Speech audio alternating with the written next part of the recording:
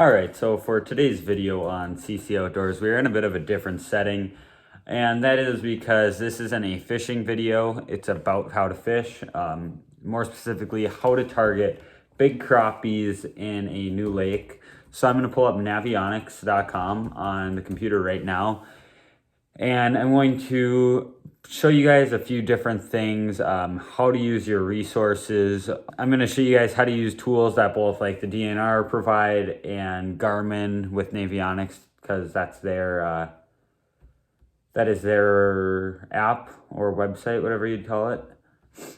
But I am going to show you guys first how to pick apart a lake and what structure I would target for chasing these big crappies. Because as you guys may know, crappies are one of my things to do through the ice. That is what I really have come to love lately, is just targeting the biggest crappies in every lake. So yeah, I am going to figure out how to screen record real quick, and I will get to showing you guys how I would go about breaking this down. So as you guys know, this video is a little bit different than something that I would regularly do. This isn't my style of video. I like to be on the water fishing for my videos. So if you'd like to see more stuff like this, where I am going more in depth on how to break down lakes and how I go about targeting different species, drop a like, and I will definitely be sure to do more of these. So I have just pulled up Navionics and zoomed right into the first lake that appeared. So I am going to start the screen recording here. And okay, so we are out here, and I just zoomed in and I landed on Lake Franklin in Otter Tail County. I've never fished this lake. I have heard of it. So if you guys want to fish it, go ahead. I don't fish it. So pretty much scrolling through here, we're going to be talking about late ice because that's what time of the year it is right now. And so yeah, when I'm doing this, I'm really just scrolling through looking for basins, like what have my mouse on right here, even like a little bit of a hump like that. But a lot of these main basins are what I am really searching for. Now, being that there's so much of this just flat bowl areas on this lake, you got to find a little bit of structure that they're going to be relating to, because most of the time they're not just going to be on flat bottom if they're structure. So the first thing that catches my eye is on the north end of this lake. We've got this hump right here, and then right off of here is a point, and that looks like it's about 20 feet, and this drops down into the basin. So something like that is really where I'd start. Let's see, does it tell us the depth? So that's 20 feet right there, and it comes off of that little 10-foot hump, quick drop. So late ice, that's where I'd target, either early in the morning or later in the day. Mid-afternoon bite, I would typically move off a little bit into deeper water, maybe off that steep ledge right there into 30 feet. And another spot that has caught my eye right away is right here. So basically just on the other side of that little bowl, I think that is right there. Let's check the depth on that, but I believe that's just a bowl that I'm looking at. So yeah, it's dropping off. So from right here, it's about 10 feet, drops off to 20 right there. So I'd maybe drill a line of holes from here straight across that line, break that apart early in the morning. And as the day progresses, I would drill a line of holes out into the deeper water, maybe 10, 15 holes, and just pop hole to hole, seeing if I mark anything.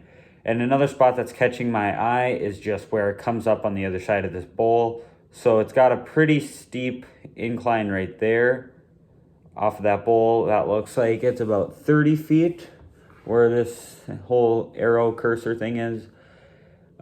So that would be a good mid-afternoon spot, later in the day, but not dark yet, because once it gets dark, they're going to be hanging out up on something like this in like 20 feet.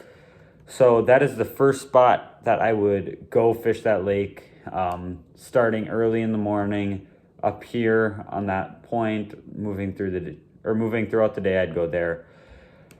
Okay, next spot. All right, next spot. This catches my eye because I fish another lake down in Otter Tail County, and it's got a very similar layout to this spot. One of my favorite spots on that lake, and that is where it's coming off of this. So how do I explain this here? So you got a point here, you got a point coming out here, and then you kind of just got a little finger right there. And I would start off earlier in the day up in about 15 feet right along this little deal here. I would fish that. And then moving throughout the day, once the sun is up, I'd be around 18, 19 feet. And then around noon, I'd move deeper and deeper and deeper. So that's pretty much what it is with crappies. Is you start off shallow, 15, 20 feet early in the morning. So that's like, I'd start there at like 4:30 in the morning. And then by sunrise, I like to be in about 18 to 20. And then once the sun is high in the sky, that's when I like to move deep. I like to be 25 to 30, but not any deeper than 30 because you're catching and killing if you're deeper than 30. You can't really catch and release. So just sitting here, I'm going to go over the last spot of what I would target, and then I'm going to talk a little bit more about what I would use. So this one also catches my eye right here. That's very similar structure to a spot I fish for crappies. And so you got just a gradual drop off into the main basin there. So again, in the morning, 4:30, 5 o'clock, I'm going to be right around the 17 mark. Once the sun gets up, I'm going to be around 21. And then when the sun is high at around noon, I'm going to be out in this main basin. And that 31-foot hole is really what I try target around. So really, once it's daytime, I would break this whole basin down. I would be all around it in that main 30-foot depth. Okay, so now talking about what I would use. So there are really two things that I have there's a few different things that I really like to use when I am trying to catch these bigger crappies. So the first thing I always tie on as soon as I get to the lake is this exact one right here. A Rapala Rip and Wrap, size 3, sometimes a 4. If it's a really aggressive bite, I'll put it on after the 3. But if they're inhaling the 3, I'll either keep that or I'll put on a 4. So I like to give these a little bit of time, maybe 20, 30 minutes. And if I don't have fish really on it, chasing it aggressively, then I'm taking it off. So on to the next thing I use is this is the second thing I'd tie on. And so the Rapala Rip and Wrap, I would not tip with any bait. And on to the next jig would be a Snyder's Lures Moonfry Junior, as I'm showing you guys on the screen. And I tip these with wax worms. Like, I'll put one on a treble hook. So that's if they're not hitting the Rip and Wrap. I like to give those spoons a try because they're still more of an aggressive bait, but on a finickier bite, you can get those fish to get fired up some days. Other days, it's not the case. Like yesterday, we were out, and I will show you. So when it gets slow, or if it's slow, you can't get them to bite anything, I am just taking, brand doesn't matter. I'm just taking any 3 to 5 millimeter tungsten jig like I'm showing here. And I'm just hole hopping with that. And for bait, if the bite's horribly slow, I'll throw on a wax worm. But otherwise, I like to use something like the 13 Fishing Coconut Crab, which I will pull up here in just a second. And this is one of my favorite colors, actually, so it works out good. I like to use like a purplish pinkish color, 13 Fishing Coconut Crab.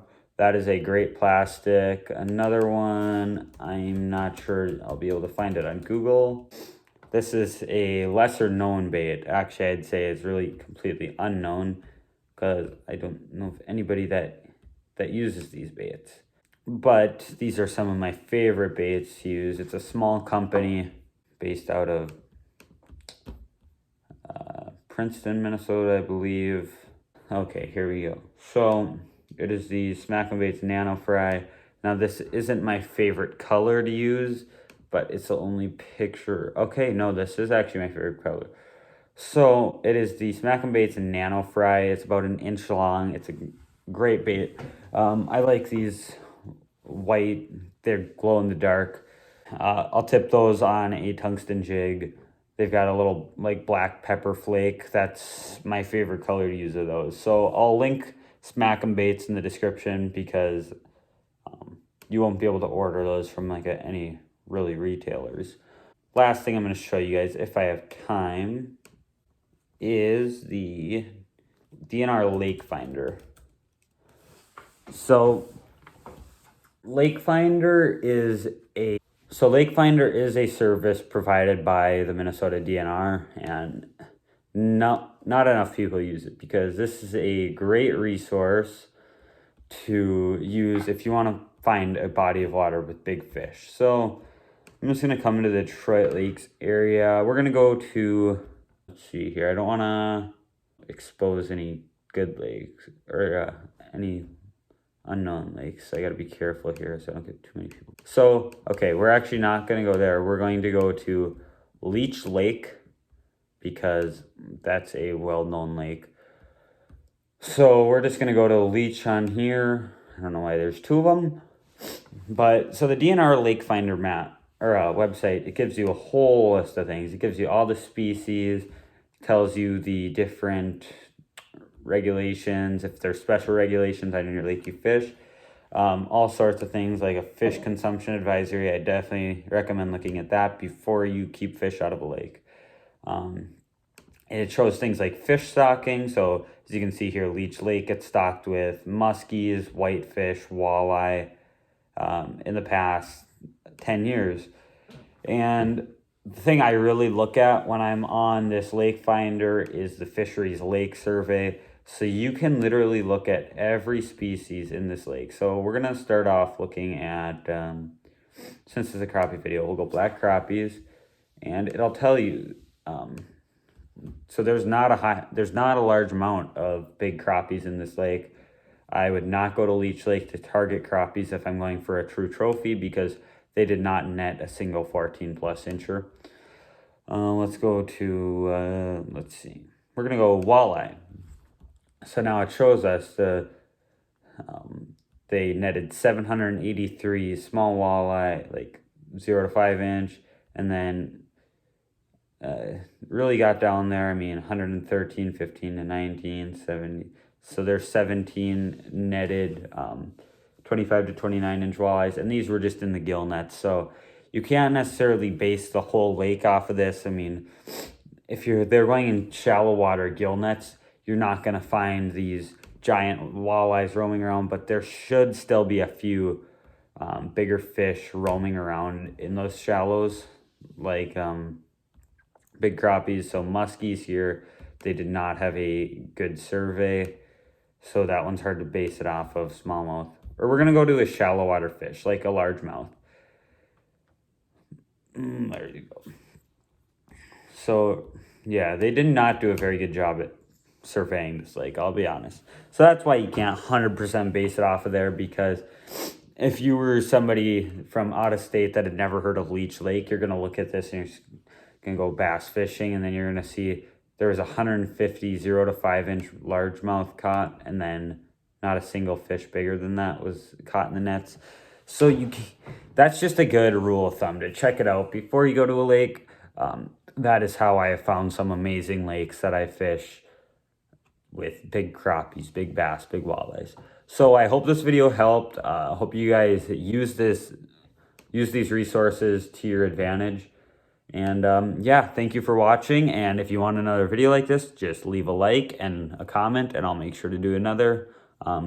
So yeah, suggest how to break down lakes for other species other than crappies, because now I've done that. Maybe walleye, bass are really my target species that I know how to fish. So ask some questions.